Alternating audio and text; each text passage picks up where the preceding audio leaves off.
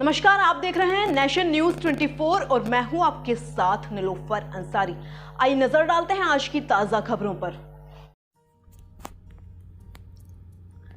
बिहार के चंपारण जिले में होने वाले मरचा धान को मिला जीआईटी टैग। बगहा से ब्यूरो नीरज मिश्रा।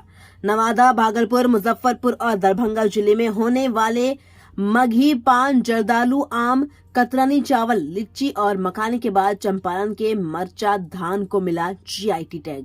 बिहार के चंपारण जिले के रामनगर, गौनाहा, सिकटा, मैनाटाड और लोरिया प्रखंड में ही होने वाले मरचा धान को जीआईटी टैग मिलने पर आज चंपारण के जिला पदाधिकारी, जिला कृषि पदाधिकारी सहित कृषि वैज्ञानिक ने बेतिया समाहरणालय में प्रेस कॉन्फ्रेंस कर बताया कि बिहार के सिर्फ चंपारण जिले में ही मरचा धान का उत्पादन होता है। इसके उत्पादन में काफी कम लागत लगती है और काफी उत्तम गुणवत्ता का मरचा धान होता है। कृषि वैज्ञानिक माधोपुर के धीरू कुमार तिवारी ने बताया कि इस धान के नाम का भी पौराणिक इतिहास रहा है। इसका नाम जिस तरह छोटे व गोल मरचा काफी तीखा होता है, उसी प्रकार मरचा धान भी छोटा व गोल होता है, जिससे इसका नाम मरचा धान पड़ा है। वहीं इस संबंध में प्रेस कॉन्फ्रेंस में जिला पदाधिकारी ने बताया कि इस धान के लिए जिला प्रशासन भी 3 साल से लगी थी। आज इस धान को जीआईटी टैग मिली है। इस धान को चावल व चूड़ा बनाया जाता है, जो कि काफी सुगंधित होता है। सबसे पहला ज्यादा मरचा धान का चूड़ा की मांग बिहार सहित भारत के अन्य राज्यों में काफी होती है। यह यहाँ तक कि विदेशों में इस चूड़ा का डिमांड है। इसका चूड़ा 6 माह तक 4-5 राज्य और देश के विभिन्न हिस्सों में फैली हुई है। जब भी कोई बाहरी व्यक्ति पश्चिम चंपारण जिला में आता है तो लोग मरचा चूड़ा की याद दिलाते हैं। उन्हें सम्मान के साथ मरचा चूड़ा का प्रयोग करने के लिए, खाने के लिए दही चूड़ा के साथ दिया जाता है। आप सभी जानते हैं, हम लोग का जब भी यहाँ पर स्थापना नहीं करता लोग मरचा चूड़ा की चर्चा करते हैं। आज जिला पदाधिकारी को इसमें विभिन्न जगहों पर जाने का मौका मिलता है, कार्यक्रम करने का मौका मिलता है और उसमें लोग मरचा चूड़ा के बारे में बात करते हैं लोगों से कि आपके पश्चिमी चंपारण में तो मरचा चूड़ा होता है। हम लोग इसके बारे में बताते हैं और वास्तव में इसका स्वाद और सुगंध एक अलग किस्म की पहचान देता है और इसी कारण से इसकी लोकप्रियता बढ़ी हुई है, जो अन्य चूड़ा में नहीं है। अन्य जगहों पर बासमती का चूड़ा भी है के द्वारा लगातार किए गए प्रयास का एक परिणाम है। आपको जैसा कि राजकुमार जी ने बताया कि 2-2.5 वर्षों से जिला प्रशासन के द्वारा कृषि विभाग और कृषि वैज्ञानिकों ने मिलकर इस पर अच्छी तरह से इसके गुण पर विचार किया, इसका अनुसंधान किया, विभिन्न पहलुओं से घुरा इसको और आज जो है इसका सर्टिफिकेट प्राप्त हो गया। आप लोगों ने देखा कि हम लोगों ने किसानों को सौंपा। हमारे जिला कृषि पदाधिकारी ने कहा कि आपको सम्मानित करना, हमने कहा कि नहीं। इस कार्यक्रम में हमारे कृषक को सम्मानित किया, जिनके कड़ी मेहनत से, जिनके लगन और निष्ठा से रात दिन मेहनत करके इन्होंने नई पहचान दिया है, प्रयास किया है और आज इसलिए इनको सम्मानित किया गया है।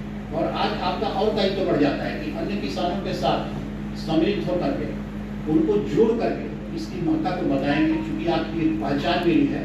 और जैसा कि अपर समाहर्ता ने बताया, इसका दुरुपयोग नहीं है, उस बात का ख्याल रखना है।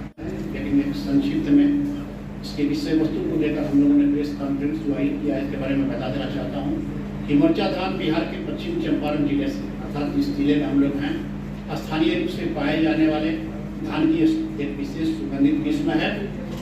यह काली मिर्च की तरह दिखाई देता है। मंच पर रखा हुआ है, आप लोग इस प्रेस कॉन्फ्रेंस के बाद भी देख सकते हैं। इसीलिए इसको मिर्चा या मिर्चैया धान के नाम से भी जाना जाता है। सामान्य बोलचाल की भाषा में आप लोग इसे मिर्चा चूड़ा ही कहते हैं, मिर्चा धान कहते हैं, लेकिन वास्तविक में जो है मरचा के नाम से जाना जाता है। इससे अलग एक विशिष्ट पहचान स्थापित करती है, अर्थात विशिष्टता के चलते जीआई टैग मिला है। इसको कुछ ना कुछ खासियत है, कुछ ना कुछ विशेषताएं हैं, इसीलिए इस मरचा धान को जीआई का टैग प्राप्त हुआ है। मरचा धान के प्रमुख उत्पादक क्षेत्र आप जानते हैं कि हमारे जिला में चनपटिया, मैनाटान, गौनाहा, नरकटियागंज, रामनगर और लौरिया है। मरचा धान की खेती के लिए पश्चिमी चंपारण जिले की मिट्टी जलवायु बेहद ही अनुकूल है। जैसा कि राजकुमार जी ने अपने संबोधन में बताया कि गंडक और सिकरहाना नदी के बीच के इलाके जो भूमि है वो एक अनूठी किस्म की भूमि है। विशेष प्रकार का जलवायु मिलता है वहाँ पर, अन्य जलवायु से भिन्न है, अन्य राज्य के अन्य हिस्सों में नहीं पाया, चाहे पश्चिमी चंपारण के अन्य प्रखंडों में इस तरह का क्लाइमेट नहीं पाया जाता है। कितना गौरव का विषय है ये हमारे लिए तो बहुत ही गौरव का विषय है कि हमारे बच्चे कहीं भी जाकर कहेंगे कि हम मरचा धान भौगोलिक पहचान, विश्व में जो पहचान हमारी मिल गई है कि हमारी मिट्टी में जो है वो एक खासियत है कि मरचा धान ऐसा होता है जो दुनिया में कहीं नहीं होता है। क्या नाम हुआ? आनंद सिंह नाम हुआ। क्या और इसकी पहचान बढ़ावा के लिए क्या किया जाए? एक लंबे प्रयास के बाद पश्चिमी चंपारण को मरचा धान के संदर्भ में जीआई टैग मिला है। आप सभी जानते हैं कि मरचा धान का ही चूड़ा होता है, जिसे मरचा चूड़ा या मिर्चा चूड़ा के नाम से संबोधित किया जाता है। 2-2.5 साल के अथक प्रयास के बाद जीआई टैग प्राप्त हुआ है।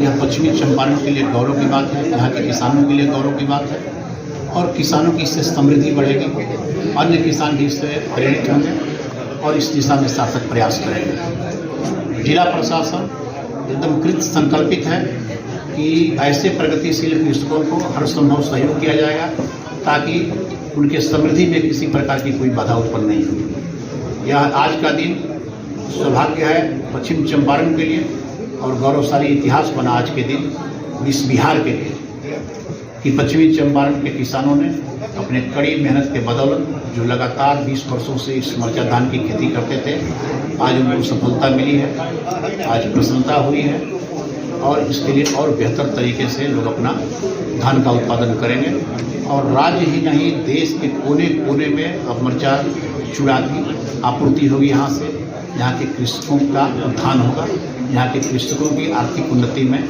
काफ़ी प्रगति होगी। कितना गौरव का विषय है? ये हमारे लिए तो बहुत ही गौरव का विषय है कि हमारे बच्चे कहीं भी जाकर कहेंगे कि हम मरचा धान भौगोलिक पहचान, विश्व में जो पहचान हमारी मिल गई है कि हमारी मिट्टी में जो है वो एक खासियत है कि मरचा धान ऐसा होता है जो दुनिया में कहीं नहीं होता है। क्या नाम हुआ?